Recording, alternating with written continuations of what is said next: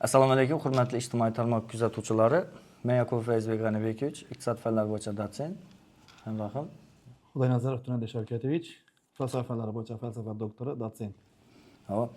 Bugun bu studiyada gaplashishimizda asosiy maqsad bor. Bugun podkastimizning adi Gaplar ne deysan? Ya'ni haqiqiy xorazmcha ohangda. Ya'ni ichimizda yig'nalib qolgan jamiyatda yurimiz, taksiga minamiz, sartaroshxona boramiz, sadaqa, to'ylarda qatnashamiz va bu domla odini ko'tarib yurish o'ziga yarasha muammolar keladi va bu o'zimga yarasha savollarni keltirib chiqardi va shu savollarga umumiyatib bir javob berishni, har kim oddiy yoki alohida javob berishdan emas, umumiyatib bir suhbatlashib, shu orqali o'zimizning munosabatimizni bildirishni xohladik. Mana deyna. Gaplar ne deysan podkastining asosiy maqsadi hozirgi kunda masalan xususiy oliy ta'limlarga bo'lgan ishonch haqida, keyin xususiy oliy ta'limlari talabalarni hujjat topshirishi, abituriyentlarni jalb qilish borasidagi xatti-harakatlar to'g'risida fikr mulohaza yuritamiz va xususiy oliy ta'limni yaxshi ijobiy taraflarini ochiqlashga harakat qilamiz. Ko'rsatuv tanqidiy ruhda emas, o'rtoqlar, bu bugungi trendning asosiy narsalardan birisi emas, shunchaki mutaxassislar o'rtasidagi suhbat va bu suhbatda yana bemalol o'zingiz ijtimoiy tarmoqlarda kuzatib savollaringiz bilan bemalol murojaat etishingiz mumkin va buni YouTube kanalida joylashtiramiz. Endi bugungi asosiy mavzumiz aziz do'stlar, kattalashib ketmaslik uchun radiodan gelish bo'lsa, umumiyat, universitet o'zi nima va uni jamiyatda tutgan rolini ochib bersak. Bu bemalol unda birinchi universitet haqida fikrlaringizni bayon qiling.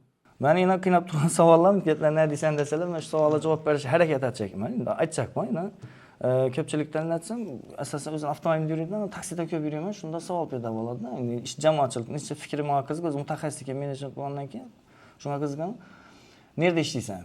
Kimsan? Domla ishlayman. Qaysinda? Men universitetda. Xususiymi va? Yerda diplomini olgan odam chetib biladi. Ish topilami o'zlari.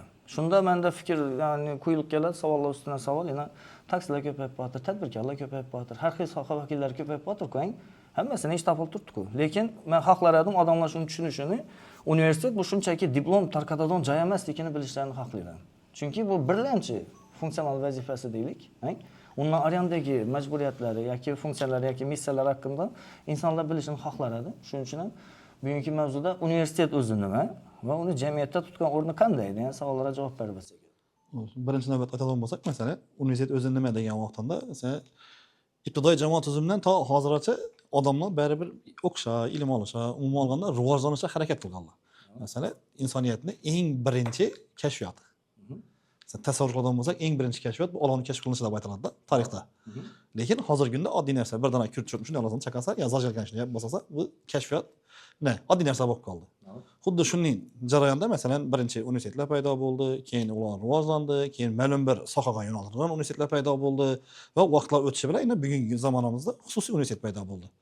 Aynan xususiy universitetlar paydo bo'lishi masalan talabani faqatgina bu yerga kelib, bilim olib, o'qib, bir odam bo'lishidan emas, bir nechta qirralarni shakllantirish uchun xizmat qiladi universitet.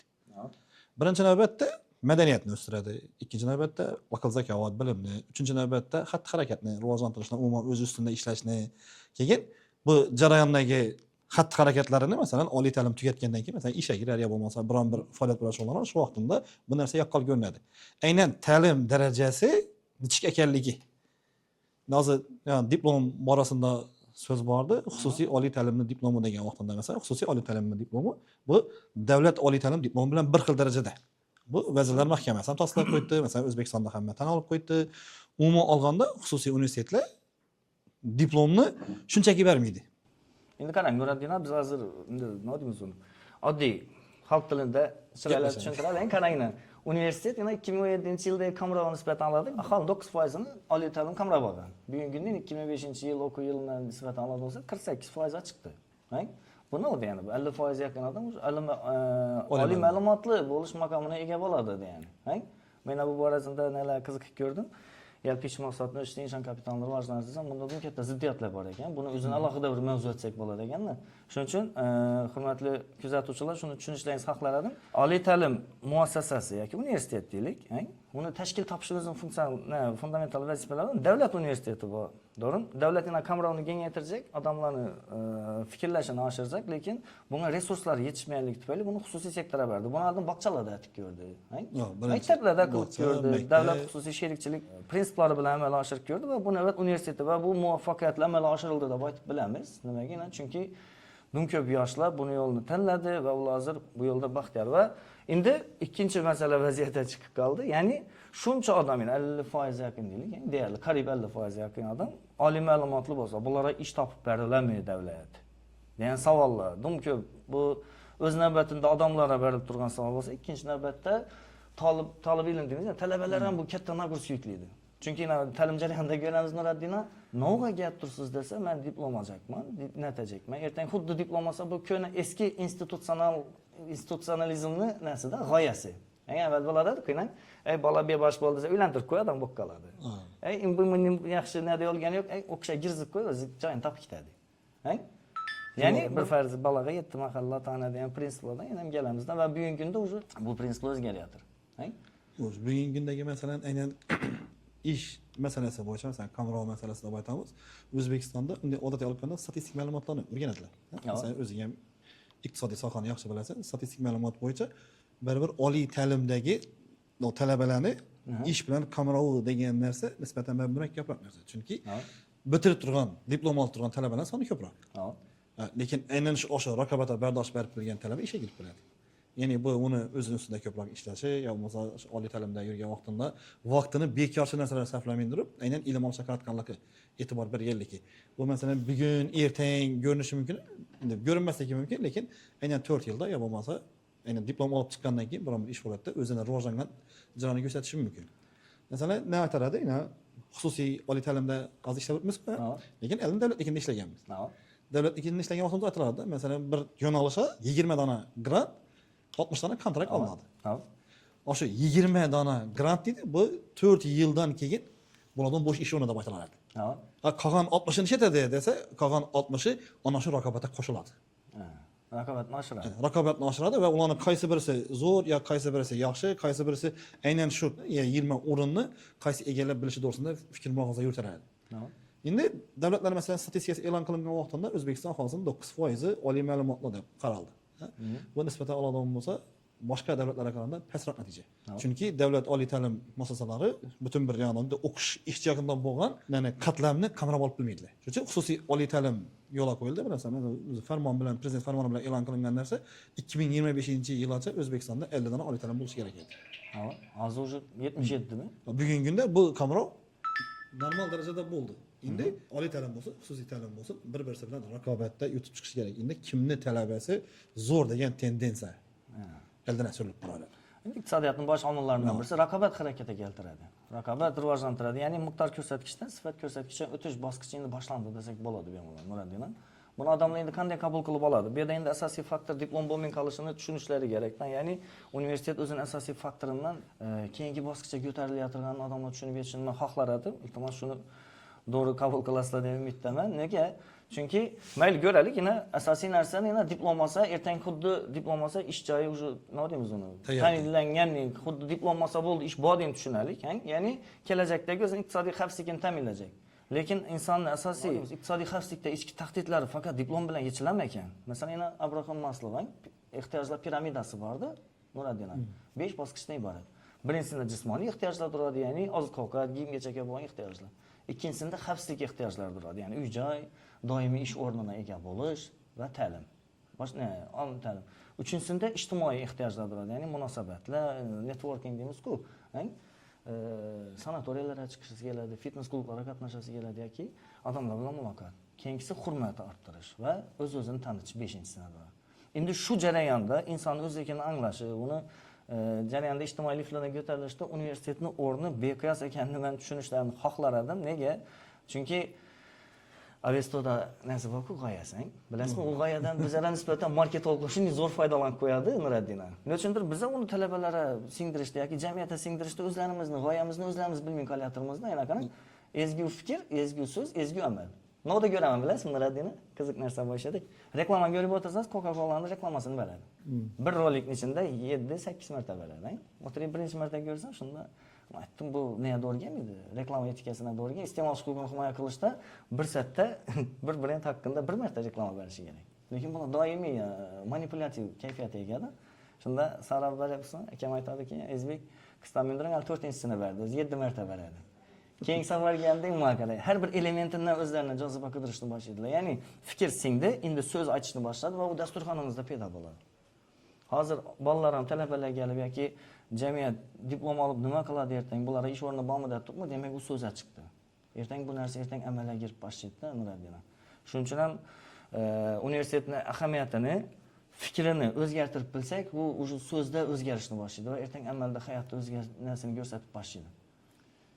Jamiyatdagi har bir xatti harakat bevosita bo'lsa, masalan, o'sish, rivojlanish hamma uchun kerak. Sen hamma yaxshi yerda ishlashni, yaxshi yerda o'qishni, umuman olgan vaqtida yaxshi oylik olib yashashni xohlaydi. Bugungi kundagi jamiyatning eng asosiy xatti harakatlaridan biri shu. Ya'ni insonlar endi ma'lum bir qatlamdan yetib, yo bo'lmasa, masalan, otadan bo'lsak, men dehqonni bolasiman, dehqonchilik qilaman, ro'zarimni boqib bilaman. Ya masalan, shu quruvchini bolasiman, yo bo'lmasa, otadan bo'lsak, ma'lum bir soha vakiliman, shu ota kasbini davom qildiraman degan tushuncha nisbatan yo'qolayotir. U endi aynan o'qiyman, o'saman, ulg'ayaman, rivojlanaman va otadan bo'lsak, ko'proq oylik olib yashayman. O'zimni ko'rsatishim kerak. O'zimni o'ynatish kerak. Endi aynan shu jarayondagi, masalan, bolalarni oliy ta'limga kelish degan so'z. Abituriyentlar oliy ta'limga keladi, davlatnikidan imtihon topshiradi, yo qaysi xususiy oliy ta'limni tanlaydi, shu yerda o'qiydi. Hozir otadan bo'lsak, Memon universitetida ishlaymiz ikkimiz ham, Memon universitetida 15 mingga yaqin talaba bor. 15 ming yosh bilan tanladi ya'ni. 15 ming talabani hayoti nisbatan oladigan o'zgaradi degani bu. Bularning ichida masalan oddiy fuqaro bor, yo bo'lmasa bir ma'lum bir rahbarning o'g'li bor, yo ma'lum bir ichki ishlarning farzandi bor. Shularning hammasi bevosita bir joyga o'qib turibdi, demak ular rivojlanadi. Ya'ni buni unsurlarda ko'rsatib beradi, Nuriddin. Men uchun bu narsani ko'rdim. Men iqtisodiy nigah bilan qarayman, chunki bizda hozir iqtisodiyot asosiylarini belgilab qo'yapti. Bozor iqtisodiyoti va kapitalizmning o'rtasida munosabat tushunmayapmiz, Nuriddin. Men shunga bir to'g'ri talashib o'tirishdim. Kapitalizmning asosida faqat pul va uning massasi turadi. Qancha ko'p pulingiz bo'lsa, siz jamiyatda yashash imkoningiz oshib boradi. Lekin hurmatli kuzatuvchilar, bozor iqtisodiyotining asosida baxtiyor oila turadi. Yana shu eng asosiy aspektda buni. Masalan, iqtisodiyot deymiz, o'zini bilgan tarafidan tortdi demaylik, chunki fundamental asoslarning qatlamida 3 qatlam turadi-da, hurmatli kuzatuvchilar. Birinchi iqtisodiy qatlam, keyin ijtimoiy qatlam va albatta ma'naviy qatlam turadi. Chunki inson qonni ochadimi, siz vatan, qadriya, do'st degan narsani tushuntira olmaysiz. U birinchi navbatda qonni o'ldirib, o'zining ehtiyojlarini qondirish uchun kurashishni boshlaydi. Endi qarang, ish o'rinda bozor iqtisodiyoti asosida baxtiyor oila turadi. Ya'ni iqtisodiyot boy bo'lishni o'rgatmaydi, u farovon yashashni o'rgatadi. Ya'ni siz 10 million topasiz, men 100 million topaman. Lekin siz 10 million hazatib yashaysiz, menga 100 million yetmaydi. Ko'rdingizmi? Shu faktning o'rtasidagi faktorni ko'rsatishda universitet o'ta betakror o'rma ega deb hisoblayman va shuning uchun ham bu narsani tushunib yetishni xohlar edim, Nuriddin. Yana qarang. Birinchi nada insonning o'zining ichki tahdidlari bo'ladi, iqtisodiy xavfsizlikda. Birinchisi universitetni o'zini tanlashidagi narsa yechuvchi bilim va kasbiy malakani yetishmasligi. Universitet nechun inson tanlaydi desangiz yoki nechun inson kasbga intiladi desa, birinchi bilim va ko'nikmalar yetishmasligi. Yana bugungi kunda meni 20 dan ortiq adashmasam yo'nalishlarda qabullab o'tibdi, to'g'rimi? Lekin hammasi iqtisod emas-ku, Nuriddin. To'g'rimi? Pedagog bo'lishni xohlab turganlar bor, filolog bo'lishni xohlayotirganlar bor, meditsina yo'nalishini tanlab turganlar bor, to'g'rimi? Hamma turli soha bo'yicha ketadi-ku. Endi kimlar har kim o'zining qiziqishidan kelib chiqib, lekin asosiy maqsad ya aytgandek, nima deydi, u yaxshi kadr bo'lib yetishish, yaxshi yerda ishlash, yaxshi oylik olish. Birinchi iqtisodiy ta'minotni yo'lga qo'yish. Albatta. Uchisini ham shu 3 dona jarayonni bir yerga ekkasakda yuradigan bo'lsa, har bir oliy ta'limda o'qishni xohlovchi talabalar baribir xolimizmi yo'qmi, ular va iqtisodni yaxshilash uchun harakat qiladi. Va aynan shu iqtisodni yaxshilash uchun davlat oliy ta'lim bo'lsin yoki xususiy oliy ta'lim bo'lsin, ularga bilim berish kerak. Albatta. Bilim olish jarayonida masalan turlicha bo'ladi-ku. Sen aytadigan bo'lsak, har bir oliy ta'limda ma'lum bir yo'nalishda o'qigan talabalarning katta xatolari bor. O'zini. Birinchi aytgandek, o'zini mos bo'lgan yo'nalishni tanlab bilmasligi, ikkinchisi aynan shu jarayon unga mos kelmasligi, ya'ni o'zini begona deb sezadi. Masalan, aytadigan bo'lsak, filologiyani yaxshi biladi, ingliz tilida zo'r o'qiydi, lekin uni nuqtai nazarida bor filologiyaga ko'proq tezda topshiradi. O'g'il bola. Shuning uchun Veda o'qigandan ko'ra deydi, iqtisodda o'qigan, yo bo'lmasa tarixda o'qigan yaxshiroq deb biladi.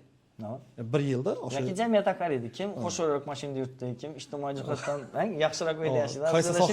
Qaysi soha vakillari zo'rroq, yaxshiroq pul topib turibdi deganda. Masalan, aytadigan O'zbekistonda eng zo'r pul topib turgan soha vakillari, masalan, bo'lsak, bankirlar, doktorlar, stomatologlar deylik. Stomatologlar, o'sha aytadigan bo'lsak, tibbiyot kengisida keladi-da, tibbiyot sohasi vakillaridan. Shuning uchun, masalan, tibbiyotda o'qishni xohlovchi talabalar soni ko'proq. Endi qarang, Nuriddin bir yer boshida Hozir men bu birinchi aspekt bo'yicha aytayapman. Hozir yana bizlar nima keladi-da? Asosiy xavf paydo bo'ldi, sun'iy intellektning paydo bo'lishi. Xo'p, universitetni bu narsani chiqarib tashlamaydimi bu funksiyasini degan savol tushib qoladi o'rtaga. Mana sizning fikringiz ham qiziq, chunki siz faylasuf hisoblanasiz, to'g'rimi? Diplom bo'yicha faylasufsiz, ya'ni hech bir zamonda ya har bir narsaga o'zining qonun qoidalari bilan javob berib biladi odam. Endi qarang, bilimlarni sun'iy intellekt olish mumkin, lekin malaka deymiz-ku, ya'ni ko'nikmalarni uni sun'iy intellekt bera olmaydi. Universitet bu narsani berib biladi. Ya'ni bunda asosiy funksiya bor, o'rganish degan funksiyasi bor buni.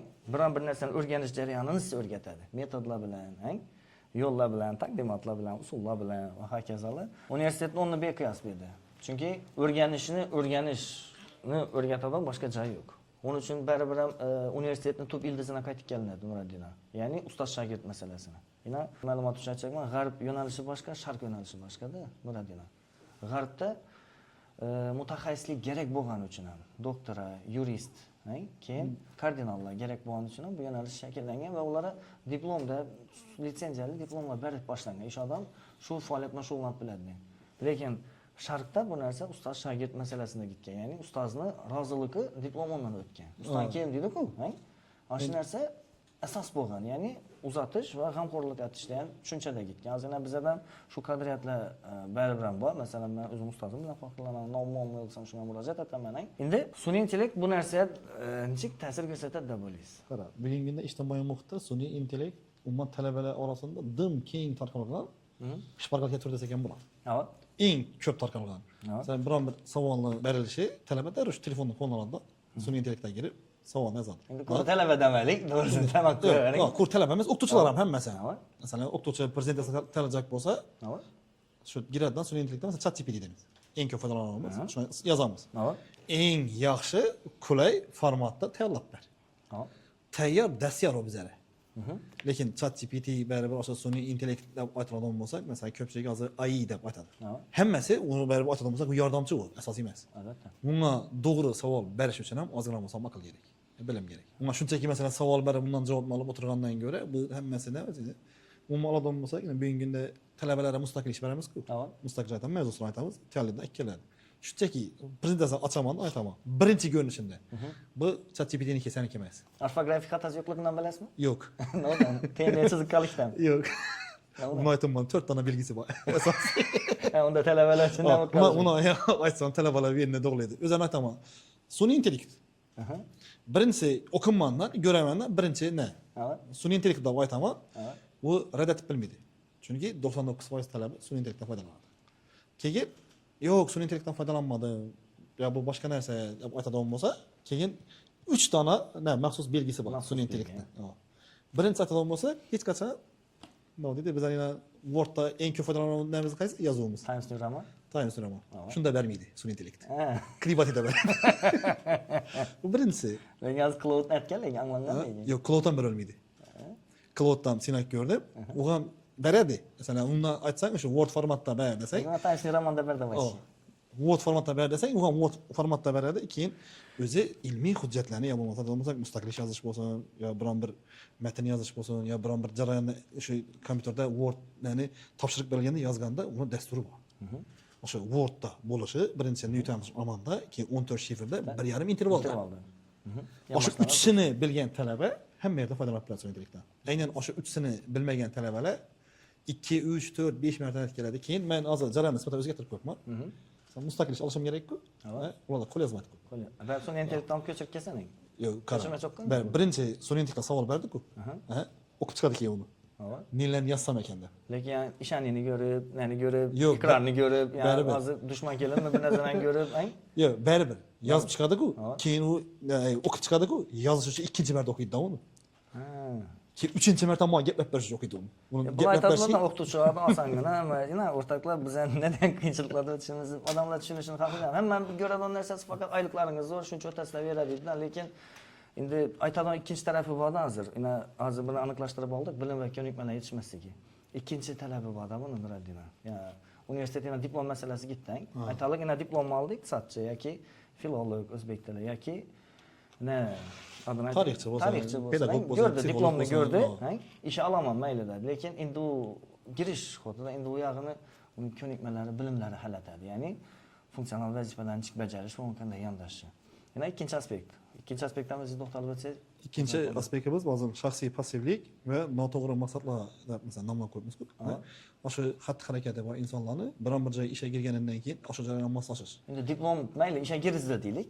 Diplom ishga kirizdi, lekin ishlash uchun baribir salohiyat kerak. O'sish, rivojlanish uchun, kollektiv bilan kirishish uchun. O'qish jarayonida 4 yil davomida olgan bilimlari ya bo'lsa, meditsina sohasida ishlagan bo'lsa, 6 yil, 7 yil davomida olgan bilimlarini aynan shu joyda qo'llaydi. Sen katta ko'pchilik talabalar dars o'tgan vaqtimda bizning hozir pedagogik faoliyatimizni qaraydigan bo'lsak, 12 yil, meniki.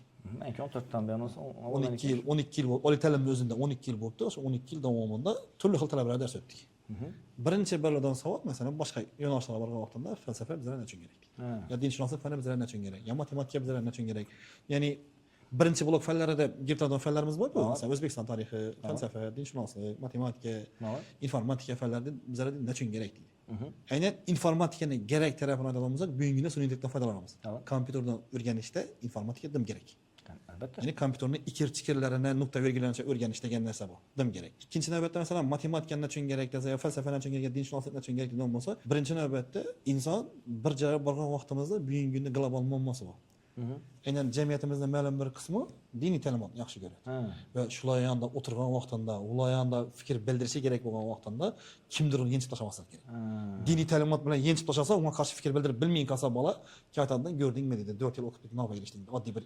Ba'zi ijtimoiy tarmoqlarda 4 kontentdan birisi shunday narsa chiqib ketdi. Uni tahlil qilish uchun ham kerak-da, masalan. Tahlil qilishi kerak, fikr bildirishi kerak. Aynan o'sha ijtimoiy jarayon bilan diniy jarayon ikkisini uyg'unlashtirib turib, ham dindorlari hem bir anda ijtimoiy muhitda yashab turgan odamlarga ikkisidan zarar yetirmaydigan darajada fikr bildirib berish kerak. Buni endi universitet shakllantirishda beqiyosda. Buni aynan talabalar hamma fanni kerakligini isboti bu. Sen matematika o'qigan talabaga falsafa nechun kerak desa, u bir yerga borib turib, aynan fikr bildirish uchun. Ya ish jarayonida bilamizki, bugungi kunda eng oltin qoida bor. Neradir borgan vaqtingda o'zingni birinchi ma'naviyatingni ko'rsatishing kerak. Tashqi ko'rinish va shu kiyimiga qarab kutib oladi, muomalaga qarab kuzatib tashqi ko'rinish, muomala bevosita. Masalan, hech narsani bilmaydigan bo'lsang, kelsangdan assalomu alaykum men keldim desang. Nechun kelganingni, nima kelganingni, qaysi sababdan kelganingni aytib berib bilmasang. Birinchi taassurotni uyg'otib olmasang qiyin. Birinchi taassurotni uyg'otib bilmasang, aynan shu jarayonda inson go'zal ko'rinadi. Shunda men bir qiziq tajriba o'tirib ko'rdim, Nuradin. Endi buni aytish to'g'rimi yo'qmi bilmayman, lekin buni masalan ko'pchilik rad etishi mumkin, lekin aytibman men davlat universitetida va boshqa yerlarda ishlab ko'rdim bu narsada. Yana sabab oqibat qonuni bor falsafada. Endi uni siz tushuntirib o'tirsam, hurmatli kuzatuvchilar tushunishingizni aytaman. Oltin qoidasi bu. Sabab oqibat bugungi kunda bo'lib turgan jarayonlar nima sabab bo'ldi? Auditoriyada shuni o'tirib ko'rdik. Bir auditoriyadan 3-4 soat o'tgan. Nima uchun ular talabadan odasida birlashdi? Yosh har xil, jinsi har xil, demokratik ahvoli har xil, iqtisodiy ahvoli har xil, dunyoqarash har xil, lekin bir dona so'z bilan birlashtiradi talaba. Endi sabablarni sanab chiqdik. Nima uchun talaba bo'lgansiz? Yaxshi bilimdagi, xo'p mayli. Keyingisi, ota-onam rozilik uchun. O'qiy oliy ma'lumotli bo'l, men ko'zim ochiqligimda. Yaxshi, ikkinchisi, turmush o'rtog'im aytdi. Uchinchisi, men qidirib keldim, o'sha yerda talaba bo'lish vaqtini. Eng qiziqli nelar sabablar chiqib keladi, chunki ular o'zining shaxsiy passivligini yengib o'tdi. Indamay o'tirgan talaba ham fikr bildirishni boshlaydi. Ishida ikkinchisi bor, noto'g'ri maqsadlar degan masalasi bor-da. Nuradin, masalan, faqat diplom olish uchun kelganman dedi. Ish joyim masalan asosan sirtqi talabalar haqida bo'lib turganda-da. Keyingisi diplom olsam xuddi ishim bitib ketadi. Bu diplomni maqsad etib qo'yuvchilar uchun ham fikr bo'lib qoladi. Chunki faqat diplomni olding, xo'p, endi nima bo'ladi? Diplom shunchaki vosita ekanini, dunyoga iqtisod sifatida iqtisodiy bilimlarni yetkazish, meditsina vakili sifatida salomatlikni qo'llab-quvvatlash, pedagog sifatida yoshlarni tarbiyalashda o'zining qiymatini qo'shish, bunga sabab vosita diplom ekanini tushunib yetadi. Ham yangi joyi bor, yana bir joyni men hayron qolaman, hurmatli kuzatuvchilar, shuni tushunib yetadiki, insonning aynan o'zini o'xshagan variantini yana tug'ilish uchun 50 milliardta bir variant bor ekan, Nuradin. Ya'ni genetiklar shu narsani isbotlab bergan 50 milliardta bir ehtimolda aynan sizga o'xshagan Nuradin fiziologik, jismoniy xususiyat hamma tarafdan bir xristian odam bo'lishi mumkin. Buni hozir ko'rsatadi, 50 milliard odam tug'ilmadi, chunki genetikada shu narsa aytishingiz mumkin, ming yillarda yashab o'tgan ajdodlarda bo'lishi mumkin deysiz-ku.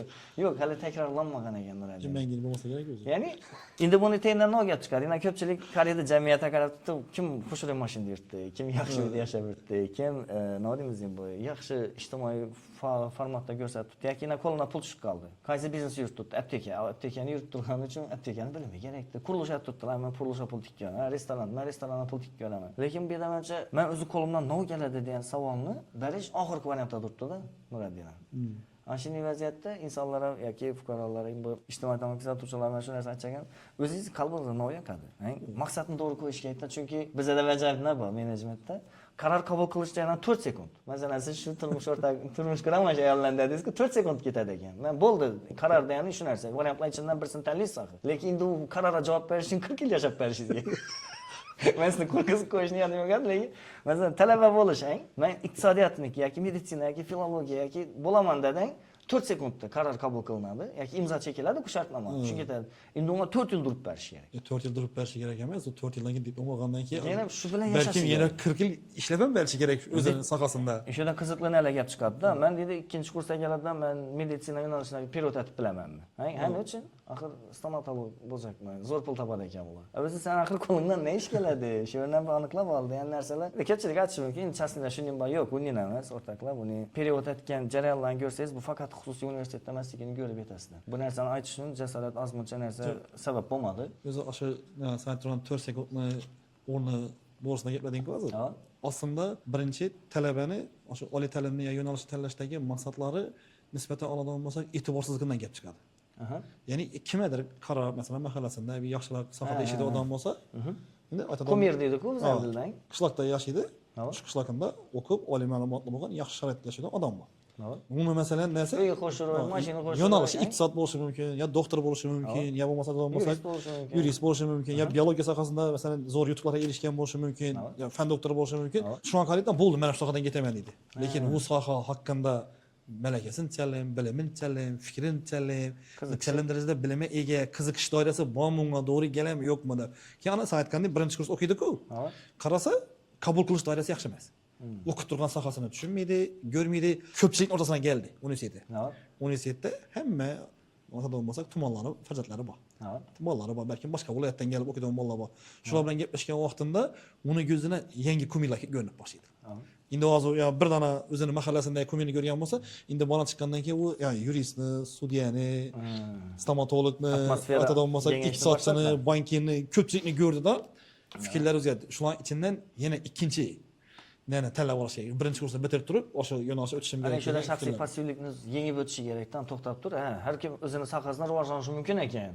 Men o'zimga bog'liq ekan fikrni, bu networkingni universitet berib biladi-da bunday narsani. Yoki universitet endi faqat universitetda ham tushuncha bor kamalli endi. Nima deyapman? Universitet shu narsani shakllantirishda eng asosiy urg'ulardan birisi. Buni deyman. Men shuni ham tushunaman va odamlar buni tushunishini xohlayman. Bu yerda o'sha endi masalan diplomdan eldan o'tib ketdi-da. Keyingisi o'rtoqlik niyatlar, ya'ni eslatib o'taman, birinchisini bilim va malaka ko'nikmadan yetishmasligi tufayli universitet tanlanadi. Ikkinchisida shaxsiy passivlik va noto'g'ri maqsadlarni to'g'rilashda universitet asosiy o'rin tutadi va uchinchisi bor nosog'lom turmush tarzi va zararli odatlar. Nosog'lom. Ko'pchilik bu narsaga e'tibor bermaydi. Ya'ni universitetda eng ko'p bo'ladigan narsalar. Nosog'lom turmush tarzi va zararli odatlar. Zararli odatlar ham ko'pincha oliy ta'limga kelgan talabani oliy ta'limda o'zi tarbiyalaydi. Masalan, ma'lum bir mumkin emas degan kriteriyalar mavjud-ku. Masalan, aytadigan bo'lsak, to'g'ri chiqib ko'chaning universitet atrofidagi xohlagan joyingda sigaret chekish mumkin emas. Maxsus joylar bor. Cheklov bor, maxsus joylar bor. Baribir universitet ichki qoidasi bo'yicha dars muqaddas hisoblanadi. Albatta. Biron bir narsaga aytilgan vaqtida yetib kelish degan narsa. Talabalar 9 da dars boshlansa shunga, yo bo'lmasa 2-men bo'lsa 12 da dars boshlangan shunga yetib kelish degan narsasi bor. Shuning uchun ham o'zini tarbiyalaydi bola. Ertaroq turib, ertaroq shu nega borishi va dars jarayonidagi xatti-harakatlarni amalga oshirishi. Men endi zararli odatlarni ku sigaret chekishni tushunmaslik kerak. Yo'q, zararli odatlar ko'p. Ya'ni kecha qaytib kelish, men endi bir shuda bir imkoniyat bo'lib qoldi to'g'rilab o'tishning jargon so'zlar bor jamiyatimizda. Ya'ni shunday so'zlarki, uni yoshlar buni haqorat ekanini, birovga nisbatan bu ishlatib bo'lmasligini tushunmay qoladidan ko'pchilik qoladi. Yoki bu narsani unchalik darajada men haqorat etish huquqini bersam, men shunchalik yaqin ekan ko'rsatib qo'yish darajasida tushunib qolyatirlardan keyin sekin tushuntayin bir kun vaqtida kafedrada mudir bo'lib ishladim, bir tajriba endi amaliyotdanmi. Koridorda qarab o'tman, kim nedan ishlab dars o'tib turibdi, nima bo'lib turibdi desam, yosh domla yugurib keldi, yig'ladi. Biladi men domla ekan. Assalomu alaykum domla, yaxshimisiz, tinchlikmi dedim. Yo'q. Ketayotir, ha? Men aytdim, bu yana yuring. Xonamda kamera bor, sizdan vaziyat tushuntirib qo'ying. Siz yig'lashingiz arziydigan vaziyat emas bu. Bu yerda endi tushuntirish kerak, profilaktika bor-ku. Kameraga ko'rsatdim, shu auditoriyaga kirib, faqat o'g'il bolalar o'zini qoldirib tushuntirib turibman. Ya'ni 5 xil kategoriyasi bor. Nima deymiz, buzuqchilik kayfiyatida ayollarni aytiladigan odlari bu o'zlari. Endi bu yerda hozir ijtimoiy tarmoqda har xillar bor. Shuncha aytib o'tiraman. Birma-bir tushuntirib bergandan keyin bolalar tan olib turibdi. Biz ustozga nisbatan bunday haqoratni ishlatish niyatida emas edik. Shunchaki bu narsani tabiiy jarayon sifatida bo'ldi ketdi deydi-da, ya'ni bilmaydilar. Shu narsani yomon ekanini bilmaydilar. Bu zararli odat ekanini. O'zi zararli odat emas. Bunday odat bo'lsak, ijtimoiy muhitda qaraydigan bo'lsak, masalan, ko'pchilik oilalar bor. Oilalar o'zlari o'tirib gaplashgan vaqtida, o'sha biz aytadigan yomon so'zlarimiz bor. Ular uchun tabiiy holda. Shu uyni farzandlari, ayollari, kattalari, kichkinalari uchun o'sha odamni, masalan, yoshi kattasi bo'lsa, shu oilaning a'zolaridan qaysidir birsini jargon so'zlarni ishlatishi odatiy hol. Massaj qilganlar. Bu odam aytsa, bu odatiy hol, ko'chada kimdir aytsa, bu jinoyat. Aynan uni miyasida shunday fikr bor. Bu odatiy holdagi shunchaki bir kundalik sharoitdagi so'zlar, fikrlar bo'lsa, aytaversa dil massaj qiladi. Keyin buni bevosita masalan oliy ta'limdan aytishi mumkin. Bu ham zararli odat haqiqatan. Albatta. Ya'ni oliy ta'limdagi o'zini yarasha olgan o'rnini talabaga tushuntirish kerak. Ya'ni o'sha jargon so'zlardan voz kechish, zararli odatlardan voz kechish, ma'lum bir xatti-harakatlarni o'zgartirish. Oddiy masala oliy ta'limda hozir forma joriy qilinmoqda. Erkinlik. Xohlagan kiyimni kiyib kelish. Lekin bu degani xohlagan kiyim degani dress kod degan narsa bor. Dress koddan chiqib ketmasa bo'ldi. Madaniyati bor, kiyinish madaniyati. Aynan talabalarning katta ko'pchiligi ham masalan o'zi xohlagan kiyimni kiyib keladi-da, aytadi. "Sen bu kiyim mumkin emas" desa, oliy ta'limda cheklanmagan-ku deydi. Keyin unga dress kodni tushuntirsang, "Ha, shunday yeri bormi?" deydi. Dress kod degan narsa bormi deb so'raydi. Bu ham aslida u talaba biladi, u iloji boricha o'zinikini o'tirajak. Bu ham zararli odat. Lekin biladi. Biron bir jarayonni tushuntirib bersang, u ikkinchi tarafdan keladi keyin. Keyin uchinchi tarafdan keladi. Hammasida yaxshi bir so'zni chiroylatib tushuntirib, miyasiga yetirib borsang, ha, demak, hamma yerni qonun qoidasi bor ekan degan tushunchani uyg'otadi o'zida. Men uni boshqacharoq aytayin, va bizda tarbiyaviy ahamiyatdan-ku, kuchli-ku. Aytaman savoldan, masalan, hayot o'tiribdi, uni studiyada ko'rsatdim. Savol beraman, ertaga diplom olgandan keyin qayerda ishlamoqchisiz?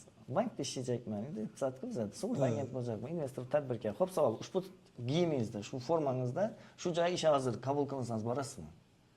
Chunki ta'lim hozirdan boshlanishi kerak-da. Ish jarayoni uchun malaka kiyinish ham o'zini yarasha narsa bor, malakasi bor-da. Ko'nikma shakllanishi kerak-da. U ko'ylakni kiyish menda hozircha shu narsada hozirdan qiyinchiliklar bor, biladingmi? Lekin bular hammasi o'z-o'zi bilan joy-joyidan tushib ketadigan joy.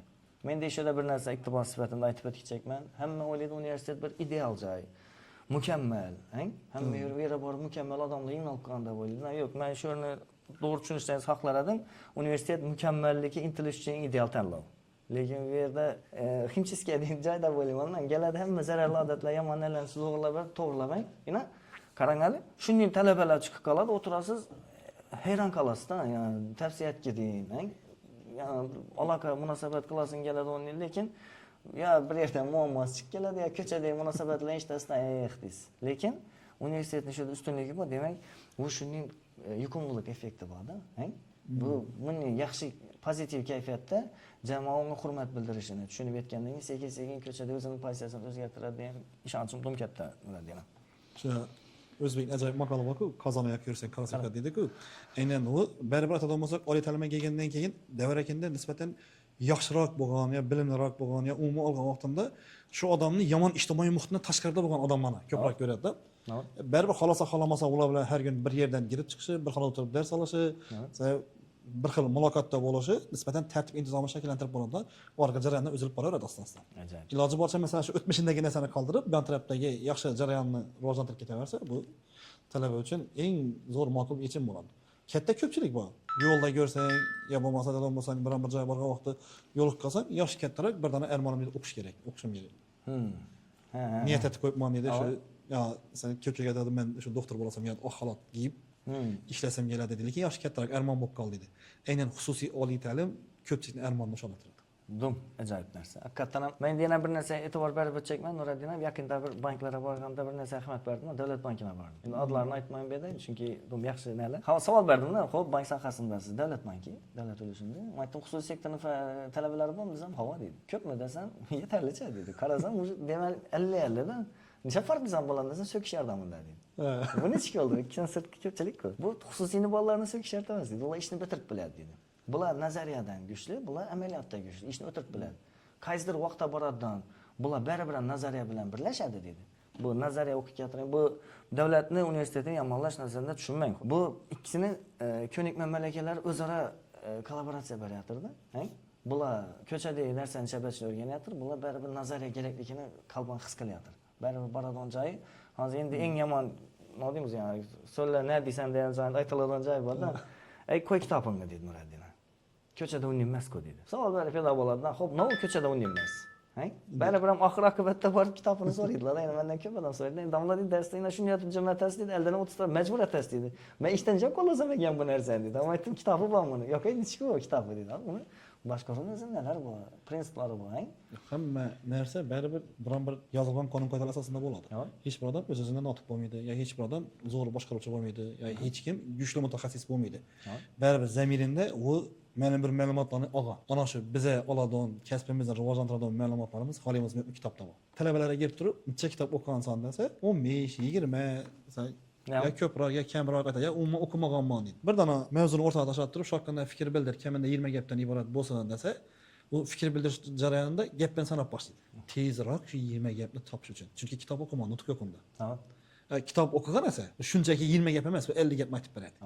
Chunki uni so'z boyligi va ketma-ket so'zlarni ekkalib, nima deydi, jarayonni rivojlantirish qobiliyati bor. Yana nima aytadi, ijtimoiy fan egalari deydi, arvoni quloqqasi yaxshi ko'radilar. Endi ishdan chiqib bozorga bordim, aytib ber desa, iqtisodchi deydi, chiqdim. Namozamenda bozorga bordim deydi. 3000 so'm to'ladim. Taksiga to'landim, 5000 bo'ladi. Endi ijtimoiy gumon tarafi vakilidan chiqib chiqib botirdim, o'sha koridordan chiqaverishda palankasini ko'rdim. Oilasini sog'liq haqida so'radim, keyin shu darvozadan olib chiqdim, qaradim, qaysi mashinaga do'latar ekan, qaysi yetib botar ekan. O'zi aytadigan bo'lsak, ijtimoiy gumanitar baribir kengroq fikrlaydi. Bu iqtisoddan fikrlab biladi, fikrlab bilmaydi. Ya'ni fikrlar rang-barangligi. Fikrlar rang-barangligini xolamasa aytadi.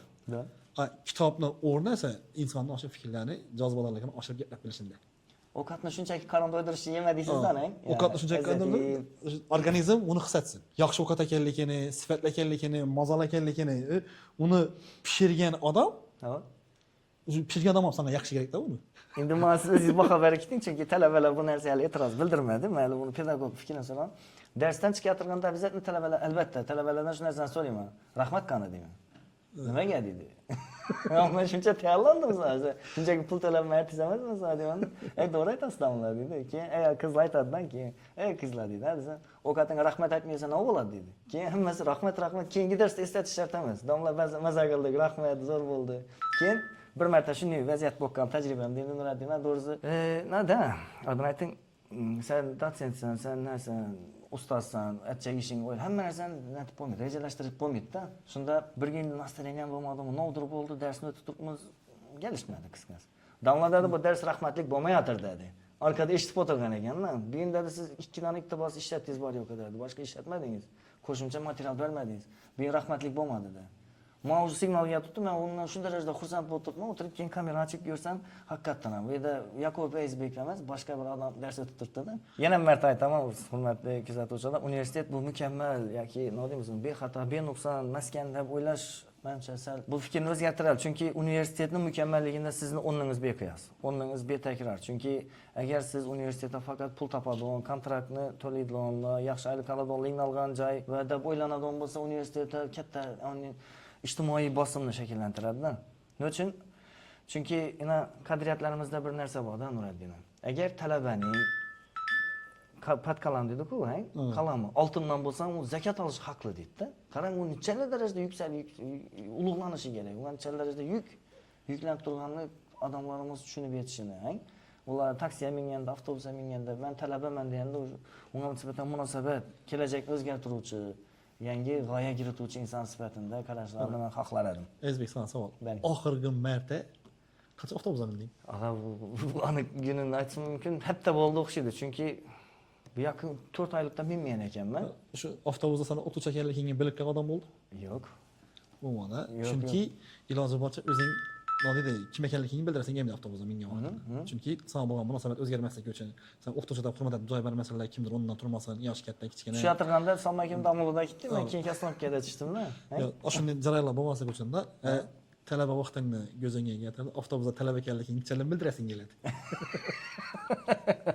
Men endi Toshkentda o'qib, bu vaqtda dum bildirasingiz keladi, ya'ni proiznoylar bilan vaqtimda dum, ama Toshkentda o'qiganmiz, biz Xorazmda o'qiganmiz, o'sha Urganch davlat universitetida o'qiganmiz. Paxta boramiz, yangi bozorda paxta boramiz. Azon bilan uyimizga ketsak bo'lsa, sana 10 kundan va 15 kundan ruxsat beriladi. Uyga shuni chiqib avtobus bilanmiz-ku, siz aytmasan, yey berib o'tir. Xarik keldi. Xarikka o'tirsan. Ya bo'lmasa, sen paxta vaqtimda taxsiga minsang, siz aytmasan, yaxshi men 5000 so'mdan ketib o'tiradim, sen 1000 so'mdan beraver. Ya aytganingdek, ya qalam oltindan bo'lsam, u zakoti olishi haqli degan narsa jamiyatimizdagi Sen o'zi kitgan-da. oddiy insonlar bo'lsin, yo bo'lmasa, masalan, ma'lum bir soha vakillari bo'lsin, talabaga bo'lgan munosabati baribir boshqacha. Uni hurmat etadi. Talaba dedim, unga nisbatan o'zi bilimli degan tushuncha paydo bo'ladi. Ziyoli, bilimli, yo bo'lmasa biron bir jamiyatda o'rnini ega bo'lishi mumkin bo'lgan odam deb qaraladi. Birinchi tashqi ko'rinishi, kiyimini o'zi o'zgarishi boshqacha bo'ladi. Ikkinchi, sen talaba bo'lgandan keyin so'raydilar, qaysi sohada o'qiysan? Aytasan, masalan, tarixda o'qiyman, psixologiyada o'qiyman, matematikada o'qiyman, yo yuridikada o'qiyman desa, zo'r soha, kelajakka bor. Bu odam tushunmaydi ishlasani. Bu soha haqida fikr ham emas, lekin u baribir motivatsiya bilan bosh talabani o'stirishga harakat etadi. Shu narsa bizlar aynan yetishmayapmi deb men kuzatib olaman, shu narsa akka tutdi-da Nuriddin. Shu narsa, chunki insonlarning asosiy fokusida nishat bo'lsa pul topish masalasi qolib ketdimi degan xavf bor, lekin ko'ramiz odamlarning yosh katta odamlarga ko'ra domlamiz va yosh bo'lsangiz ham joydan to'rdan joy beradi. Talabalar haqida gaplashsangiz, ha dedi. Talabalar haqida fikringiz amatda masalan zo'r rivojlanib keltirganlar. Bizning kun yo'lini sinab ko'radi, boshqa aytib ko'radi. Yo'q deyman, bular ajoyib odamlar. Chunki o'zim talabalik davrimda biror zapisda ko'rib ko'rsa to'g'risi men haqimda uni yaxshi gaplar o'zini o'zi chiqmasligiga ishonchim kamil. Yo'q, talabalik baribir oltin davr-ku, har bir jamiyatda o'ziga yarasha har xil xatti-harakati, masalan, moslash jarayoni bo'ladi. Bundan 10 yil burungi talaba bilan hozirgi talabani solishtirib bo'lmaydi to'g'risi. Hozir men shuni keyingisida net chekadim, Nuriddin, keyingi aspektda qaranglar. Hozir aynan shu iyul oyida talabani jamiyatdagi o'rni bilinib qoldi. Men asosan taksida nima yurayman-ku. Dedi studentlar yo'q bilintirdi. O'zi nima bildiradi-da, taksi xizmatlari, ijara xizmatlari, iste'mol xizmatlari, boshqa xizmatlar hammasi, ofitsiantlar masalasi, Nisbatan kam. Nisbatan emas, yaxshi bilmadi aytadi ekan. Nuriddin. Talabani qadri bilinayotir dedi. Studentlar bizda Toshkentda o'qiyotib bilinadi. Hozir bu universitetdan darrov bilinadi. Chunki haqiqatan bo'shab qolgan va bu xizmatlar boshqa regionlarga ketadi. Hozir qarang, kimdir abituriyent sifatida universitetga kirib keladi. Kimdir universitetda hozir birinchi kursdan, ikkinchi kursdan keyin shunday bilimlarni oilasini yoki jamiyatga tatbiq etyapti. Kimdir hozir chiqib ketyapti, diplom olyapti, bitiruvchi sifatida qaysidir jihatdan qolyatir universitet orqasida. Va bu qamrov o'ylaymanki, mamlakatda yoki hudud jihatdan olsak, deyarli 100%. Har bir oilada o'sha talaba bilan, universitet bilan aloqalar bor-da. Shu bu networking jarayoniga ketadi va bu bizning 4-huquqiy savodxonlik rivojlantirishda bu universitet betakror o'rnini egallab o'ylayman men. Nima uchun? Geldi shartnoma beriladi ko'rma. To'g'rimi? Huquqiy munosabatlari tushuntiriladi. Dekanat kim, o'qituvchi kim, tutor kim, Rol aldığında mecburiyatları nima u, javobgarligi nima u, qanday imtiyozlarga qanday erishadi, nishatsa grant oladi, nishatsa yaxshi o'qiydi, nishatsa ertang nima deymiz uni? Nomdor stipendiyat bo'ladi. Biz endi bu yaxshi tarafini aytdik. Siz endi zandekan sifatida uni yomon tarafini endi zandekan bu ish ancha bo'libdi. Chunki ko'pchilik o'zining huquqlarini talabalik davrida bazada shakllantirib oladi. Baribir bu jarayon aytadigan bo'lsak, masalan, talaba birinchi kursga kelgan vaqtida bevosita universitetning ichki intizomiy qoidalarini bilmaydi. Her yerda qilmagan orzu, har yerda tosh taradi. Hamma universitetga kelgan vaqtida birinchi haftasi nima bo'ladi? Universitet bilan tanishtirishda o'tiradi. Unga ichki imkoniyatlar tanishtiriladi, yo bo'lmasa ichki qonun qoidalar tanishtiriladi, kutubxonamiz, sport zalimiz, binolarimiz hammasini aylantirib, bevosita shu bir hafta davomida universitet bilan to'liq tanishtiriladi. Va rahbariyat. Masalan, rektor kim, prorektor kim, dekan kim, zamdekan kim, talabalar bo'limi boshlig'i kim, xalqaro bo'lim kim, hammasi tanishtiriladi. Keyin talaba so'rashi mumkin. Bu bizlarga nima uchun kerak? Bularni bilishimiz degan. To'g'ri dedi. Rektor, prorektor, dekan, zamdekanni bilishimiz to'g'ri. Masalan, xalqaro bo'lim nima uchun kerak? Buni nima uchun bilishimiz kerak dedi. Masalan, bugungi kunda chet ellar bilan shartnomasi bor universitetlarning. Aynan men universitetimizda chet el bilan shartnomasi bor. Va shularga talaba yenglash jarayoni, o'sha talabalarni imtihon qilish, keyin shularni vizasi bilan shug'ullanish, keyin bileti bilan shug'ullanish, yon tarafga borib yashash sharoitlarini o'rganib, bular uchun sharoit yaratib beradi, bu xalqaro bo'lim. Ana talabaga o'sha huquqiy savodxonligini tushuntirib borilaversa, bevosita o'sish bo'lib boraveradi. Bu ko'p narsani o'rganadi. Yana men o'zi filologiyada o'qishlar bo'yicha dekan o'rinbosariman. Birinchi kurs o'zbek tili yo'nalishini davlat tilida ish yuritish degan fan o'tadi. Nishab ariza yozishni birinchi. Shundan boshlanib, hujjatlarni o'rganib, hammasini bevosita bo'lmasak, birinchi kursda o'rganib boshlaydi. Nishab ariza yozadi, nishab shikoyat xati yozadi, nishab tushunish xati yozadi, yo bo'lmasa masalan nishab hayfsanballarda kimning odamdan yozish kerak arizani, endi shu hujjatlarni o'rgatiladi. Bevosita masalan buni hamma birinchi kursda joriy qilsam bo'ladi. Davlatda ishlayotgan Nuriddin, baribir sirtqi talaba bor, to'g'rimi? Xorijga borib keladi. Men dedi, atistlayat yozyapman akademik, nimaga? Men shuni faoliyatdan bakaman. Qaysi aylab borib kelasan? U o'zida shunday huquq borligidan xabar yo'q-da. Ish o'rtalikda qonun buzarchilik etmasa, boshqa mamlakatga chiqib bemalol ishga kelishi mumkinligi haqida hatto keyin men homiladorlik ta'tilini chekman, asliyan buzayman. Axir sana bu bunda o'zine yarasha huquqlari bor, degan joyini tushuntirsak, talabalikda mumkinmi bu narsa? Ishning joylarida universitetni o'rni betakror deb o'ylayman. Chunki insonlarning shartnoma tizimi bor. Muradina, ikki inson o'rtaga ikki tomonlama, uch tomonlama shartnomalar bo'ladi-ku. Bu jarayonda shartnomani tushunib yetishi kerak-da. Ya'ni biz hozir aytamiz-ku, talabalar endi ular baribir o'rganish uchun kelgan-ku. Odatda o'zlarining huquqlarini biladi, burchlarini bilmay qo'yadilar-da. Derse kecha qaytib kelsa, dag'dag'a aytadi-da, men kecha qaytib keldim. Men probka yo'qqan, savol paydo bo'ladi. Probka har kun bo'lib turibman. Yo'q, sen mana kallama artasan. Va hokazolar ketadi, sekin-sekin dag'dag'adan ne o'tishni boshlaydi, huquqiy savodxonlikka o'tishni boshlaydi. To'xtang dedi domlaydi. Men universitetdan kecha qaytib kelish huquqini egaman ekan. Men bunda spravkam bor. Ya en bularni qo'yiladi, boshqa aytadi. Bu endi dag'dag'adan huquqqa o'tsangiz boshqacharoq ko'rinadi. Baribir. O'sharoq. Hozirgi sirtqi talabalar hamda masofaviy talabalar bor. Ha, faqat shuni. Eng nasi, hozir aktual jarayon o'tirgan bugungi kundagi birinchi semestrga keladi, sentyabr oyida o'qiydi, sirtqi ta'lim talabasi. Keyin uni 4 oy imkoniyati bor. O'sha 4 oy davomida u chet elga chiqib kelib ishlashi, yo bo'lmasa ko'pchilik shuni yo'q deydi. Men aslen bu ishlamagan. Bir joyda ishlab faoliyat yuritishi mumkin, lekin bu keyingisine yetib kelishi kerak. Bilib ketadi, lekin konkret, qachon kelishini biladi-da. Masalan, o'zi belgilangan muddati bor, birinchi semestr, ikkinchi semestrdagi birini bitirdi, ketdi, ana yo'qsa ikkinchi semestrgacha o'rtada vaqti bor, bemalol faoliyat yuritib kelaveradi. Masofaviy ta'lim bu bugungi kundagi eng zo'r ta'lim. Ya'ni kunda belgilangan dars soatini girib, o'sha onlayn tarzda o'qisa, bu chet elda turibmi, O'zbekistonda turibmi, yo boshqa bir ish faoliyat bilan shug'ullanib turibmi, bemalol amalga oshiraveradi. Buni muammosi yo'q. Endi hozir bugungi kunda masalan Ma'mur universitetida masofaviy ta'lim bor-ku. Birinchi kursda o'qib turgan bolalar oxirgi haftasida bir hafta keldilar, imtihon topshirdilar. Ya'ni ular ham o'zlari aytib, universitetni ko'raylik bizlar ham, masalan, bor shart-sharoitlar bilan donasha oladi. Keldi, universitetni o'rgandilar. Talabaning his qiladi. Fikrlari boshqacha. Keyin kursdoshlarini asosiy maqsad kursdoshlar bilan donish. Ularni. Va ko'raylik kursdoshlarimizni, kim ular, kimlar bilan turibmiz. Kunda darsga kiradi, palankas yo'qlama aytiladi. Bor. Sen bir guruhda 30, 25-30 odam bo'lsa, hammasi bor. O'qib turibdi. Lekin ular hech qaysi bir-birini ko'rmagan.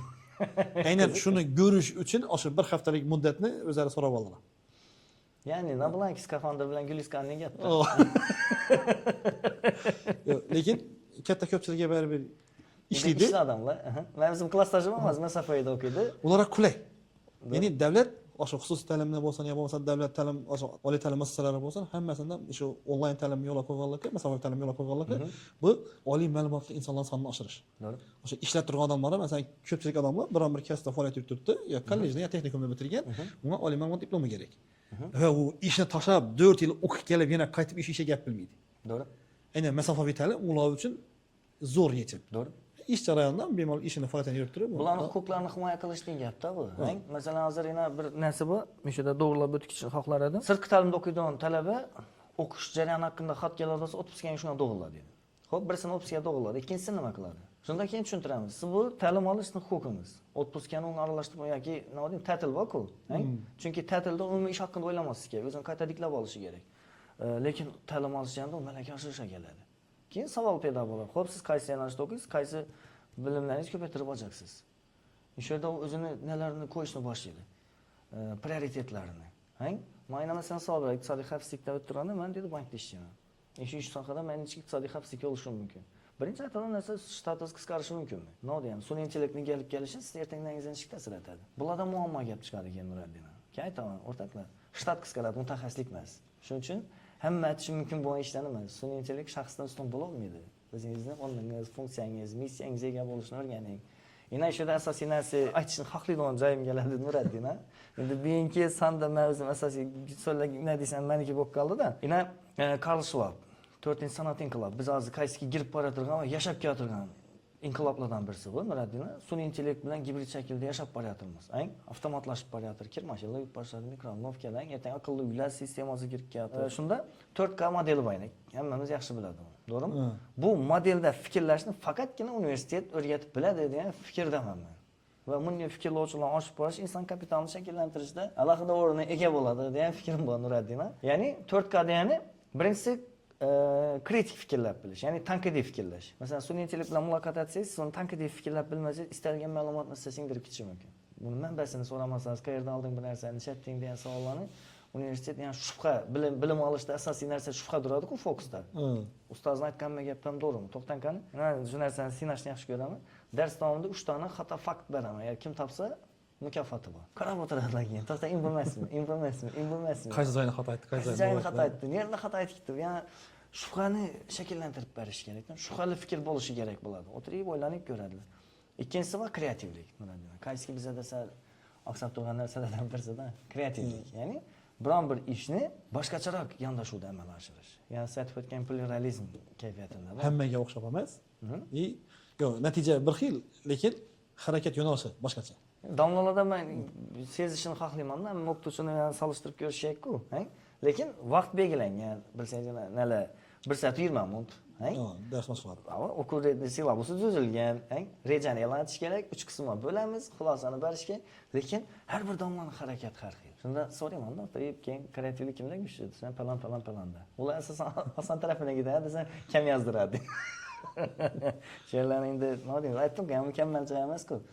Endi uchinchisi bu, asosiysi bu kommunikatsiya, networking. Kommunikatsiya bugungi kunda eng bir dolzarb bo'lgan narsalardan birisi baribir. Masalan, siz zo'r g'oyangiz bor, o'tira olmasangiz foydasi yo'q-da.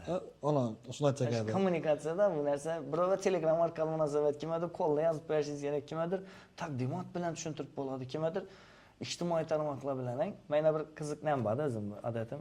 Eng yaqin guruhni beringlar deyman. Gap qaytaradi, gap so'zga tushunmaydi yoki nisbatan yomon deb hisoblanadi. Yomon emas o'zi aslida. Ular yomon deb hisoblanadi. Nima deb hisoblanadi? Shular qiziqdan obyekt sifatida. Keyin mana bir guruhga berdilar, girdimni shu tema aloqador ijtimoiy tarmoqlarda bor qisqa roliklarni ko'p berdim. Kiber xavfsizlik bo'yicha aldab turibdi. Men aytdim, qaysi xavfsizlik turidan kiradi? Manaviy xavfsizlik. Qizni aldab turibdi-ku. Yo'q, bu ne xavfsizlik? Keyin boshlanib ketadi. Ya'ni ular o'zlarini dilida gaplashishga intilish kerak-da. Ya'ni kommunikatsiya.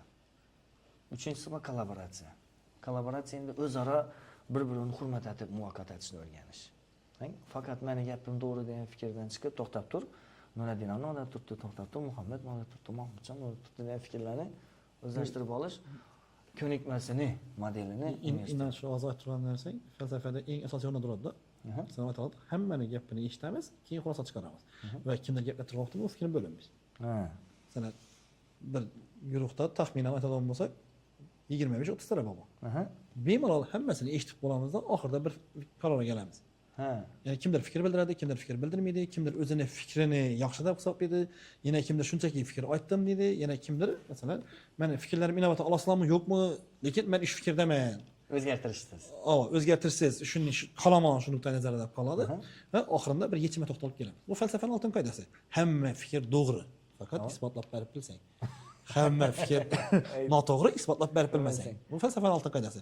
Aynan o'sha saytran kollaboratsiya degan narsa bu hammaning fikrini eshitib bo'lib, keyin faoliyat yuritadigan bo'lsa, bu dars jarayonidan ma'qul bo'ladi. Masalan, seminarda bo'lsin, yo bo'lmasa amaliyotda bo'lsin, yo umuman ma'ruz jarayonida bo'lsa, o'qituvchi bir fikrni aytib turib, masalan, auditoriya tashladi. Fikr bildiringlar deb, masalan, taxminan 90 odam bor deb hisoblanadi. 90-100 odam bor, lekin hammasini fikr aytish shart emas. Orasida har guruhdan 1-2 odam fikr aytadigan bo'lsa, qolganlar baribir fikrlashi o'zgaradi. Demak, bu narsa boshqa ekan, bu nima ekan deb. Masalan, yana fizika deganda tushunchalarimiz asosan biza ko'zimiz bilan ko'radigan narsalarimiz haqida fikr yuritiladi. Ya'ni yerni tortish qonuni, odam yerdan necha o'zini boshqatmaydi, bog'liq haqida. Lekin fizikada ikkinchi olam degan narsa bor. Inson psixologiyasida o'ylab yurgan narsalarini ikkinchi parallel olamda davom qilishi degan narsa. Sen ina aytamiz-ku, yosh kattalarda bir o'zbek xalqida yomonroq odat bor. Ozon bilan bir yerga yetib o'tir, balam xavordan bo'l. Geshda bir yerga yetib, yomon odat u. Xavordan bo'l, ko'zingga qara, e'tiborli bo'l. Ya tashkilab o'tir, ichma. Yomon bolalarga qo'shilma, u palankas ne bola, undan uzoqroqda yur. Bolaning miyasidan o'sha yomonliklarni singdirib berish. Bu ikkinchi parallel olamda sodir bo'lgan narsalar deb aytiladi. O'shunda kutilmalar paydo bo'ladi. Shu narsalar bo'lgan xavf paydo bo'lib boshlaydi. Ya'ni shunday bo'lsan ishataman, shunday bo'lib qo'ysan ishataman deb. Yine azam bilan yetib o'tir. Balam xavordan bo'l, ko'zingga qarab aydan mashina dedi. Yo'lda eldan pishib o'tdi. Uyda aytilgan gap miyada aylanib yotibdi. Pishib o'tdi. Nima bo'ladi ekan yomonlik ramzi sifatida ko'rib boshlaydi. Shunchaki balam hech narsani o'ylama, yo'ling bo'lsin, ammo sabar ikki deb aytsa, pishib o'taversin. Eldan yo'l bor o'tmaymi? Fil o'tib ketmaymi? Duo etish o'rnini eslatma kitilmang. O'sha duo etib yo'lga chiqarish bilan, ya'ni ehtiyotkorlik bilan yo'lga chiqarishning farqi bor-da. To'g'ri? Shuning uchun ana masalan bu narsa hammasi ikkinchi fizik olam deb aytiladi. Bizda fizik esa ya'ni yerni tortish qonuni, bir narsa asosan pazga tashlab bersang, 9.8 tezlikda yetib boradi, ya'ni tezlikda tushib boradi degan narsalarni bilamiz-ku. Aslida boshqa narsalar ham bor. Har bir fan bir-biriga uyg'un.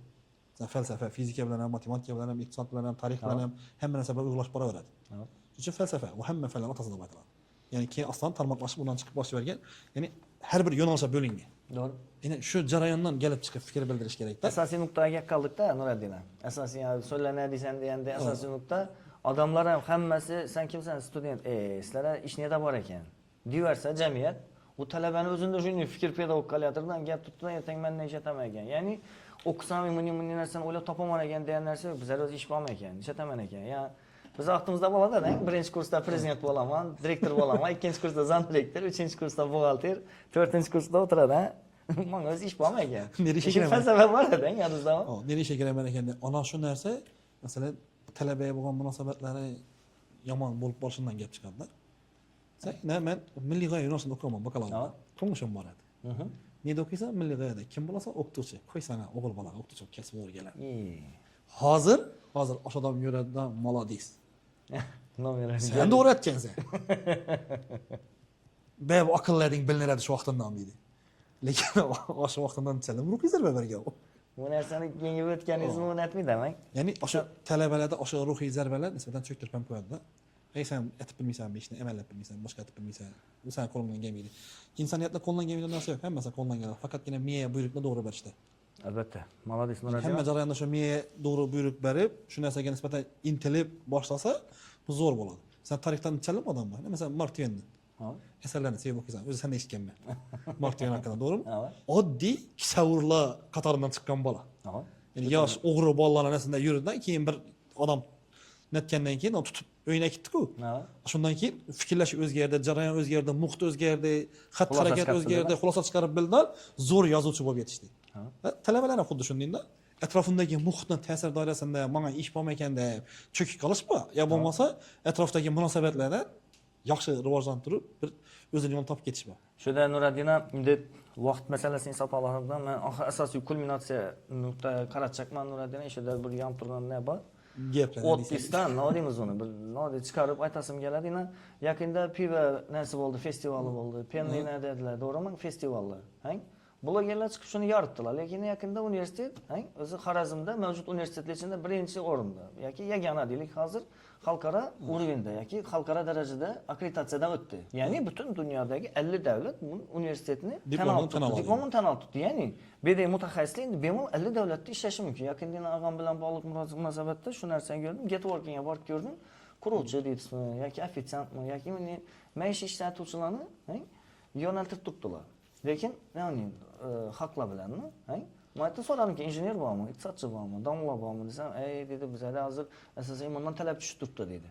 Lekin hozir bizani o'zlarimizga kerak-ku, dunyoni kapitalini faqat ishchi qatlam bilan emas, mutaxassis qatlam bilan tortalik. Avval $1 aka tursa, endi $100 aka shu imkoniyatni paydo bo'ldi va buni universitet taqdim etib turibdi. Bu narsa haqida hech kim gaplamaydi. Nechun gaplamaysan desa, reklama pul bermadingizlar-ku dedi. Axir agar universitetdan bir bola yentoq vaziyatda tushib qolsa, shov-shuv etish uchun gaplab turibdilar-ku. Nima uchun jamiyatda shunchalik imkoniyat berib turgan, desa, dedi pulini berganda dedi, universitetning o'zina kerak-ku, reytingini. Axir shu universitet seni jamiyatingga nechik ta'sir etish haqida ozgina nabaralik, uni qo'llab-quvvatlash kerak-ku. To'g'rimi? Men shu joyida yonib ketaman-da, Nuriddin, gaplashib, anlatib tushuntirib berasiz. Xuddi siz reklama etib turgandek, siz unga ehtiyoj bor degan natiladi. Lekin bizda e'tirof degan narsa bor-da, Nuriddin. Jamiyat sizni va harakatingizni e'tirof etsa, siz 2 hissa, 3 hissa, 4 hissa o'tib ketasiz-da. Asosiy narsa pul faktori emas-da. Ya'ni aytib o'tganim, bozor iqtisodiyotida asosiy narsa bu pulning qonun qoidalari. Ya'ni baxtiyor oila.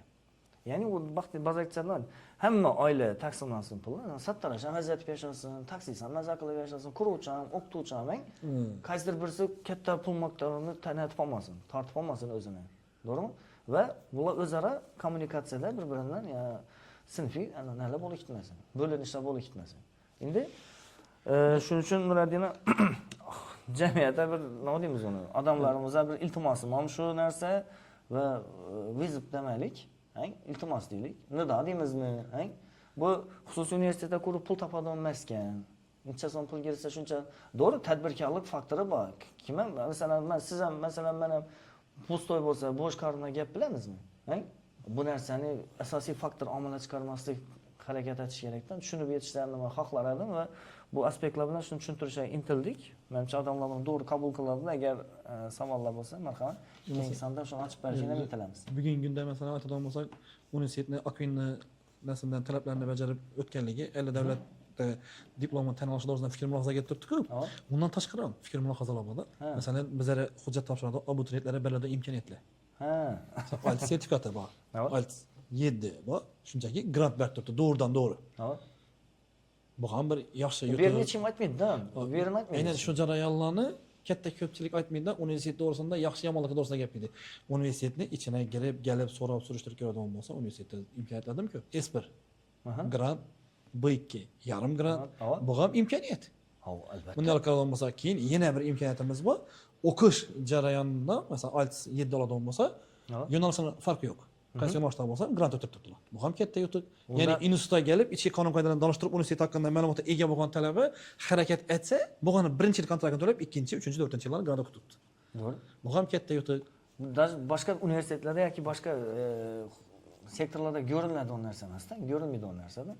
Endi shundan Nuriddin ham endi nima deymiz, aytdik, ya'ni tanqidiy ruhda emas, faqat o'zlarimiz ichki ovozimiz deymizmi yoki o'zlarimizga tushadigan bosimni nuqtai nazaridan, agar hurmatli kuzatuvchilar, agar atrofingizdagi talabalar va ularga nisbatan yaxshi, молодец, sen kelajakni o'zgartiruvchisan, sen ertaga hayotni o'zgartirasan desa, yomon bo'lsa ham yaxshi taraf o'zgarib ketadi-da.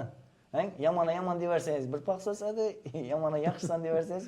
Shuning uchun baribir aytadigan bo'lsak, talabaga yaxshi munosabatda bo'lganligi, universitetning sharoitlarini tushuntirilishi, umuman vaqtida jamiyatda universitetni bajarib chiqqandan keyin nechik o'ringa ega bo'lib yashashi mumkinligi ko'proq aytiladi. Baribir ham moliy ta'limda bo'lgan narsa. Aytadigan bo'lsak, masalan, Mamun ham xuddi shunday. To'g'ri. Mamun o'zi umuman vaqtida shiori bor-ku, Mamun bir jamoa. Bir jamoa. Ya Mamun bir oila. Aytadigan bo'lsak, masalan, Mamundagi bo'ltirgan xatti-harakatlar, o'zgarishlar, birinchi navbatda jamiyatni rivojlantirishga qaratilgan bo'lsa, ikkinchi navbatda o'sha jamiyatni ma'lum bir qismidan foyda olib keltiribdi. Chet elda o'qish orzusi bor bizda. Albatta. Keladi, masalan, shu chet tili bir sertifikatini oladi. Masalan, Portugaliyada bor, Koreyada bor, Yaponiyada bor, Malayziyada bor, Avstraliyada bor. Shora bir semestr o'qib kelish degan narsa va hamma xarajatini universitet qoplab beradi degan narsa bu katta narsa. Eng zo'r natijalardan birisi. Faqat boladan so'ralib turgan narsa o'qish, bilim olish, rivojlanish, o'zini ko'rsatish. Bu eng qiziqi ma'lum bir darajaga yetib bilsa bo'ldi. Sana imkoniyat bor degan narsani beradi. To'garaklar borligi. Men shu narsa hech tushunmayman-da. Yomon narsa bo'lsa, men shunda jamiyatda bir berib o'tishni, nima deymiz uni, signal berib o'tishni, Nuriddin shu degandan ham tushunasiz, yaxshi narsami yo yomon narsami? Yo'q, shu degan narsa o'zi aytadigan bo'lsa, ko'proq yomon narsa tezroq tarqaladi. Yaxshi narsa nisbatan kamroq tarqaladi. Qarang, bu chashka bilan massa zarba bersan, jarohatdan yetkazib qo'yishi mumkin, lekin chashka o'zi asosan shu o'zini uchun o'ylab topilgan. Men uni ilmiy narsani surishtirib keldim-da, shuning uchun. Shu nisbatan e'tiborni qaratish uchun o'ylab topilgan. Shuvni katta ko'pchilikning e'tiborini o'zini qaratish uchun shov-shuvli xatti-harakatni amalga oshirish. Bu yaxshi bo'lsa ham, yomon bo'lsa ham shov-shuv baribir. Masalan, men buni Akvindan o'tgani, turli xil yo'nalishlarda grantlarni e'lon qilgani va chet elda o'qish imkoniyatlarini berganligi bu shov-shuv. Bu shov-shuv emas bu. Qarang, bu shov-shuv. Shov-shuv emas. Yo'q, eshitdim. Bu shov-shuv, lekin buni odamlarni qabul qilish darajasi bor. Odamlar boshqa narsalarni shov-shuv deb hisoblaydilar. Ya'ni kimdir shikabundan chiqib kelganini, yo bo'lmasa yomon bir vaziyatlar bo'lganligini, yo'lda avariya bo'lib o'tgani, yo GAI bilan tortishgani, shu narsalarni shov-shuv deb hisoblaydilar. Bu narsalar ijtimoiy tarmoqda ikkisi ham yetib turibdi. Men buni o'zim ichida ijtimoiy tarmoqi bor. Shunda hammasidan berilib turibdi. Ulardan kuzatuvchilar normalniy girib ko'rsang. Bu ham tarafdan ham kuzatuvchilar normalniy, lekin ikkisini bir xil tepda, bundan 1 million, bundan 1 million odam ko'rsa, lekin bu yomon tarafni shov-shuv deb hisoblaydi. Yomon taraf shu. Endi yomon tarafga nisbatan munosabat bizda ham ko'proq. Avninku, reaksiyasi kuchliroq umi. Bir talaba baribir xato qilib qo'ysa yoki nima qilib qo'ysa, "Ey dedinglar" dedi. Shunday bilan studentlari dedi. U boshqa yerda studentlar xuddi shunday halok qilib qo'yishni, xato etish mumkinligini, ham ozgina ijtimoiy tarmoqda xato quruvchilik etib qo'ydi, davolashda aytib qo'ydi. Noto'g'ri xato, xususiyni bitirgan bolalar. Hurmatli kuzatuvchilar, men shu xususiyda ishchidan sifatida gaplarni desam, dardim yengilib qoldi, shuni aytmoqman. Bularni yaxshi yoki yomon tarafga ketishda sizning o'rningiz albatta betakror. Mang universitet maksimum kurashdikmiz. Men yana bir savol berjaganmiz. Ya kuzatib ko'ramizda bizda nima bo'ladi? O'qituvchi bilan o'quvchi o'rtasida janjallar ko'payib ketdi-ku aslida. O shov-shuv atilgan uchun ko'paydi. Sanab ko'rsan 8 yo 9 onasini sanab. Endi uni aytdilar ijtimoiy tarmoqqa chiqqani chiqmagani debdi. Mayli. Lekin universitet miqyosida chiqdimi? Yo'q, universitet miqyosida. Siz ko'rdingizmi shuni? Baqchada ko'rdim, maktabda ko'rdim. Universitet miqyosida chiqdimi? Universitet miqyosida undan eslab bilaman chiqqanda, balkim chiqqanda. Balkim bitirib bergandirmizda. Balkim men ko'rmagandirman. Lekin iloji boricha oliy ta'limda undan shov-shuv chiqmaydi. Chunki oliy ta'limda kelgan talabalar ham, o'qituvchilar ham hammasi o'zi yetuk qadrdan bular. Ne, hayot uchun moslashgan odamlar, ular pasporti bor. 18 yoshga girding deb bizada nima bor-ku, aqida bor-ku. 18 ga girding, pasport olib endi katta odamsan o'zingga bosishing kerak. Oliy ta'limga kelgan bolalar nisbatan o'zini bosganlar bo'ladi. Ular maktabdagidan nisbatan olgan bo'lsa sho'xlik atib, men 18 ga girmayapman, menga jinoiy ish ochib bo'lmaydi degan fikr ham bor maktab bolasida. Shuning uchun o'qituvchiga nisbatan bosim o'tirib biladi. Nada? Oliy ta'limda unday emas. 18 da o'tgan unga jinoiy ish ochib bo'ladi. O'qituvchiga nisbatan noto'g'ri xatti-harakatni o'ylab aytadi u. Biron bir universitetni nazarda ko'rsak bo'ladi-da, faktorlar chunki u moment o'zgartirib beradi-da, bolani psixologiyasini, falsafa. Endi sen jo'ra talaba bo'lding o'zingga, ijtimoiy maqomda bu narsa, ijtimoiy lift. Men aytgan gaplarim shulardi Nuriddin. Endi keyingi ko'rsatuvda shu narsani rejalashtirib turibman. Aholi sonini qamrovini ko'paytirish yalpi ichki maqsad yoki iqtisodiy jihatdan jamiyatdan chiqib foyda beradi. Aytalik, diplomni, aytadiku, yuridikani bitirdi, yana ketman ko'tarib dehqonchilikka aytib o'tdi. Lekin boshqa dehqonlar bilan shuni solishtirib ko'rmaydilar-da.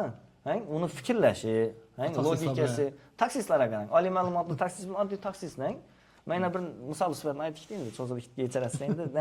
Kelib boshladi ilhom dedik. Fikrlagan. Ya'ni savol beribman, taksist aytib turibdi-da, birisi aytadi, zo'r gap bo'lishi mumkin emas dedi. Shukrona deymizmi? Yaxshi. Ikkinchisi aytadi, "Ey dedi, o'lib ketdi, tamom bo'ldi, yomon bo'ldi, endi yenglashtiramiz taksini." Savol paydo bo'ladi. Xo'p, neden keldi bu fikr? Navodan tahlil etasiz desam, bir marta aytgan zapravkasini necha kilometr yurganini hisob oladi. Va bu kilometrda uncha so'm pul topganini hisob olmay turibdi-da. Kilometr yurganini aytadi. Ikkinchisini aytadi, "Necha tahlil etasiz desam, bir yog' almashtirish bilan ikkinchi yog' almashtirish o'rtasidagi masofani hisoblaydi. Masofa unchalik uzoqlashsa, oraliklar statistik tahlilda shunchalik aniq chiqib keladi-da, Nuriddin. Chunki bir yog' almashtirish bahorda u keyingisi qachon bo'ladi yoki yoz o'tar balki 3 hafta 4 hafta o'tar bu narsada 5000 kilometr yuraydi-ku baribir. To'g'rimi? Ikkisini o'rtasida necha marta zapravka etdi va u zapravka har biri necha so'm qiymat yaratdi. Kunlik, haftalik, oylik. Hisob kitobatni ko'radi, bu kunda nima yetishim kerak. Ya'ni tahlil qilishni universitet haqlismi yo'qmi o'rgatadi odamni. Moslashtiradi. U shunchaki girib chiqib yuraversin, baribir o'rgatadi. Shu narsani odam aytadi, aynan oliy ma'lumotli taksida bir. Lekin boshqa taksilar bilan solishtirib ko'rdingizmi uni? Yuridikani bitirib yerni aytib o'tdi dedi. Yoki iqtisodni bitirdi, aynan boshqa ish bilan shug'ullanib Rossiyaga ketdi. Lekin uni boshqa odamlar bilan faktini solishtirib ko'rsangiz, yashash sifat tarzi farovonligi boshqalardan yaxshiroq ekani ko'rinadi. O'zi u tashqi ko'rinishidan ma'lum bo'ladi. Sen oliy ma'lumot taksiz nisbatan vaqtida mashinani ko'proq e'tibor qaratadi, yuvib, tozalab, chiroyli o'zini ust boshini chiroyli e'tibor qaratadi. Eshitadi muzikasini ham. Muzikasini ham. Aya sayt turgan ikkinchi nolodon taksiz u nisbatan aqal vaqtida jamiyatning oxirgi bo'g'in deb hisoblaydi o'zini. Majburlikdan taksiz aytib turibman. Lekin dum zo'r kar ekani haqida. Lekin taksistlarni danishadimku. Ular turli qatlam vakillari bilan danishadilar. Shuning uchun ularni foydasi yo bo'lmasa fikrlash jarayoni nisbatan odam bo'lsa katta ko'pchilikka yuqoriroq bo'ladi. Lekin ma'lum bir hududlar kesimida masalan borku, qisqa masofaga taksiyada ular. Ularnikini esa qaraydigan bo'lsak nisbatan danish narsa kamroq bo'ladi. Shu fikrlash jarayoni boshqacharoq bo'ladi. Ajoyib Nuriddin. Shunda endi oxirgi so'z o'rnida aytaylik, baribir oxir boshini bandlik bilan boshlab, oxiridan bandlik bilan natikitali. Yana universitet joriy bo'ldi. Ekotizm degan narsa yaratiladi-da. Oddiy bir daraxt ham ekilsa, tegdi sho'rlikni oladi, soya beradi, atrofdagi qushlar uchun, nelar uchun makon aylanadi. Universitet paydo bo'ldi, 200 o'rinda yaratildi. Voy, bu ular boshqa yerdan toparadi dedi. Yo'q, bu yerda noto'g'ri narsalar shakllanadi.